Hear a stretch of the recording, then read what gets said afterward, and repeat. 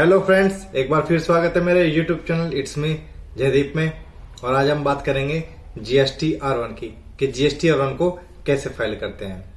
अब आप लोग सब सोच रहे होंगे कि चैनल तो मेरा फैब्रिकेशन से रिलेटेड है, पर बात जीएसटी R1 की क्यों हो रही है।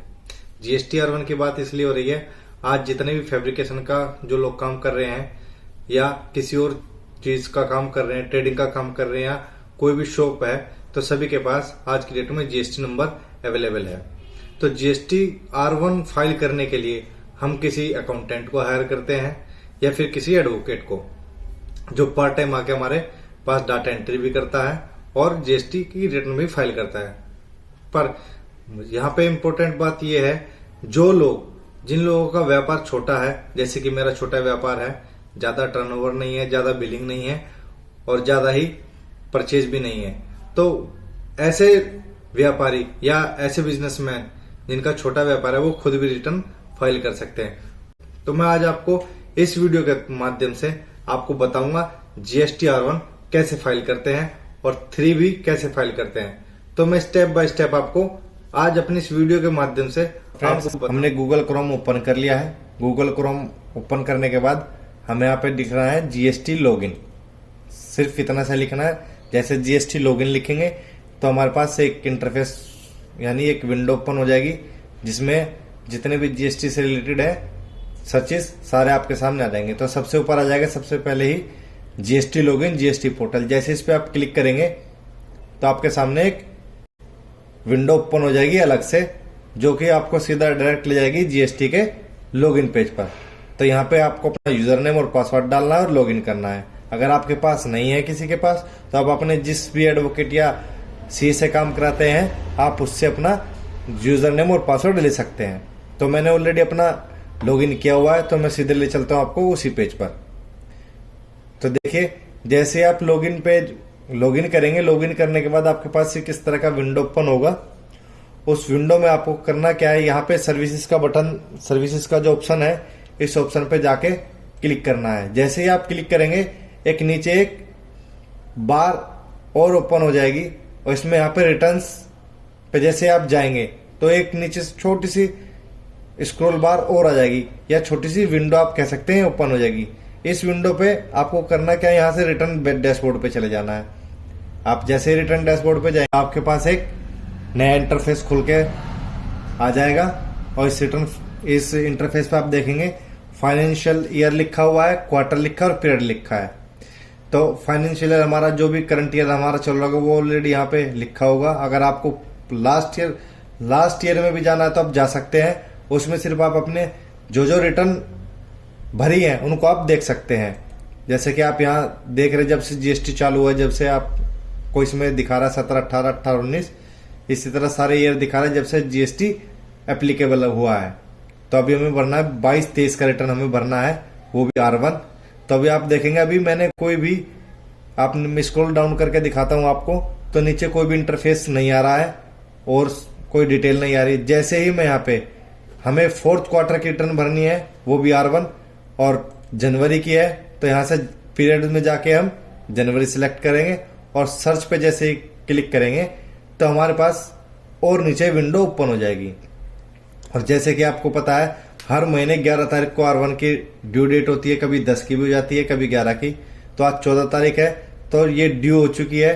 तो हमें सिर्फ जीएसटी R1 भरनी है। और यहाँ पे जीएसटी 3B की जो ड्यू डेट दिखा रहा है वो 20/2/2023 दिखा रहा है। तो यानी कि अभी इसकी ड्यू डेट में टाइम है, तो अभी हम इसको नहीं भरेंगे। अभी आज हम फिलहाल R1 की भर के आपको दिखाएंगे और स्टेप बाय स्टेप मैं आपको आज बताने वाला हूँ। वीडियो के लास्ट तक बने रहिए। बहुत ही इजी प्रोसेस है, बहुत ही सिंपल है जीएसटी में R1 फाइल करना और 3B फाइल करना। तो मैं आज आपको R1 बता रहा हूं स्टेप बाय स्टेप कैसे इसको हमें भरते हैं रिटर्न को।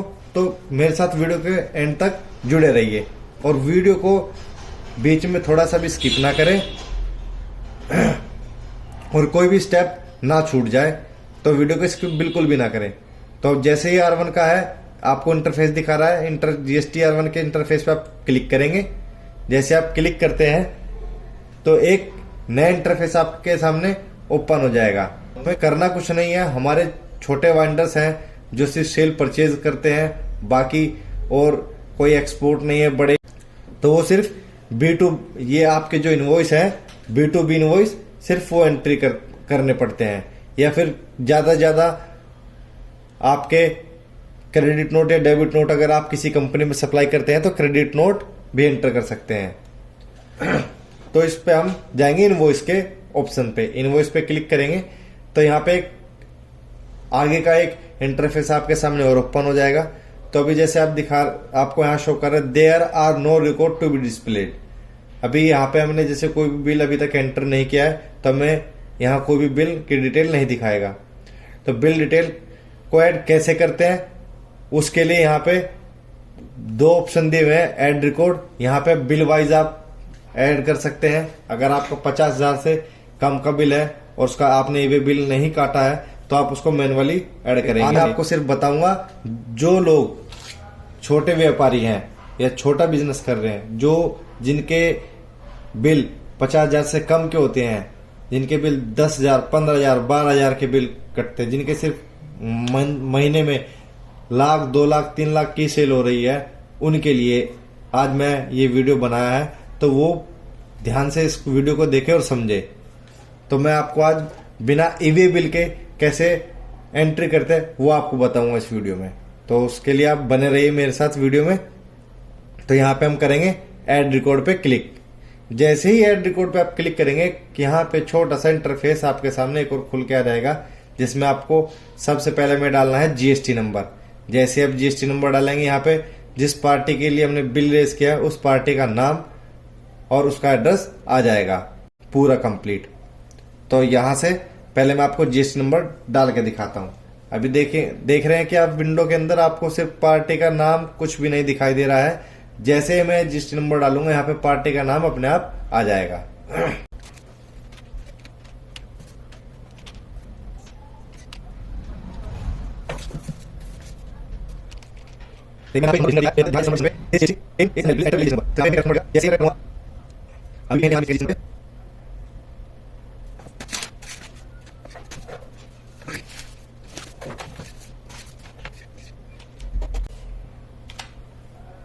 देखिए जैसे ही मेरा जीएसटी नंबर मैंने ठीक डाला तुरंत यहाँ पे मेरा पार्टी का नाम आ गया। जैसे कि मैंने बिल रेज किया हुआ था अल्ट्राटेक नाथद्वार सीमेंट के लिए, तो यहाँ पे आ गया है पार्टी का नाम।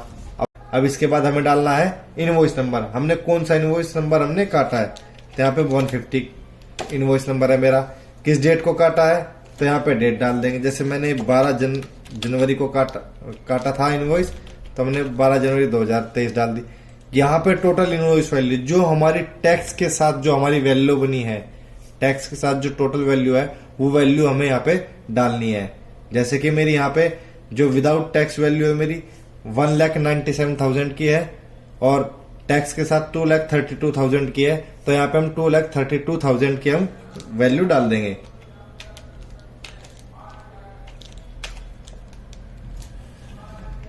तो हमने यहाँ पे इनवॉइस में अपनी वैल्यू डाल दी है। और इसमें एक चीज और आप देखेंगे, किस स्टेट का जीएसटी नंबर है, ये राजस्थान का है। यहाँ पे ऑलरेडी बिना फिलअप किए ऑलरेडी यहाँ पे आ जाता है। कौन सी सप्लाई है, ये इंटरस्टेट है। इंटरस्टेट यानी कि आपकी 18%। तो ये ऑटोमेटिकली अपने आप जीएसटी कैलकुलेट कर लेगा। यहाँ पे जैसे हमने टोटल इनवॉइस वैल्यू हमने पूरी बिल की विद जीएसटी वैल्यू डाली है। अब आप इंटरस्टेट है तो यहाँ पे आप जाएंगे 18% में। जो हमारा जीएसटी है टोटल 18% होता है। सीएसटी, सीजीएसटी और एसजीएसटी मिला के दोनों 18% होता है और आईजीएसटी हमारा भी 18% होता है। अगर आप सीजीएसटी और एसजीएसटी यानी कि अगर आप लोकल सेल करते हैं और लोकल सेल में बिल आप एंट्री कर रहे हैं तो वो भी 18% के स्लैब में ही जाएगा। वहां सिर्फ फर्क इतना होगा, जैसे ही आपका लोकल सेल होगी, लोकल यानी आपके अंडर स्टेट अंडर यानी कि जो आपके स्टेट के अंदर होगी, हरियाणा से हरियाणा के अंदर ही सेल होगी। जैसे ही यहाँ पे आप इनवॉइस की वैल्यू डालेंगे, जैसे कि मेरा इंटर स्टेट वैल्यू है स्टेट, मेरे हरियाणा स्टेट से किसी दूसरे स्टेट में मैंने भेजा है मेटेरियल, तो यहाँ पे मैं जैसे ही डाल रहा हूं तो वो इंटरस्टेट सेल हो गई, तो ये सिर्फ 18% ले रहा है। यानी कि सिर्फ एक ही हेड में आप देख रहे हैं, सिर्फ यहां एक ही हेड में हमारा टैक्स शो कर रहा है। अगर ये लोकल सेल होती, ये हरियाणा के अंदर सेल होती, तो ये ऑटोमेटिकली ही यहां पे 9% इधर दिखाता और 9% इस वाले स्लैब में दिखाता।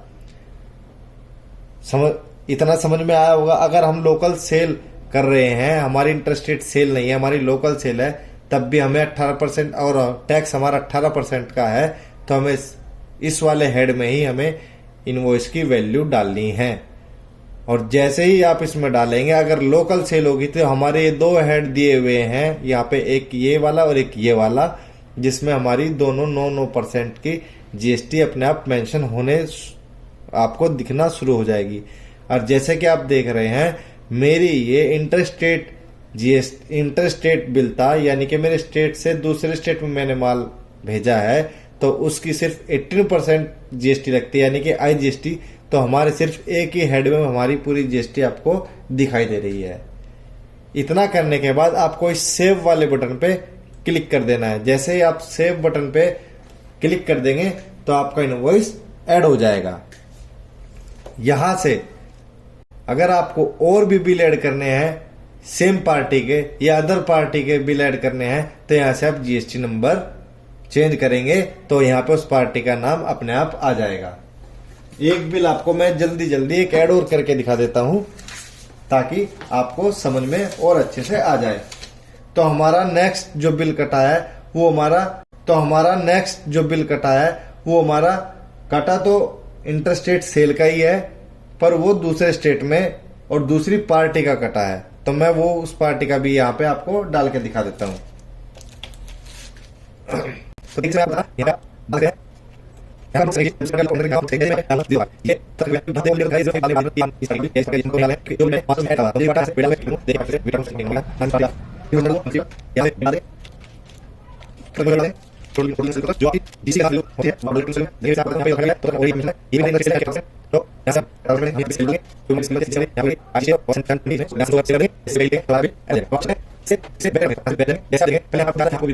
सेव कर देंगे।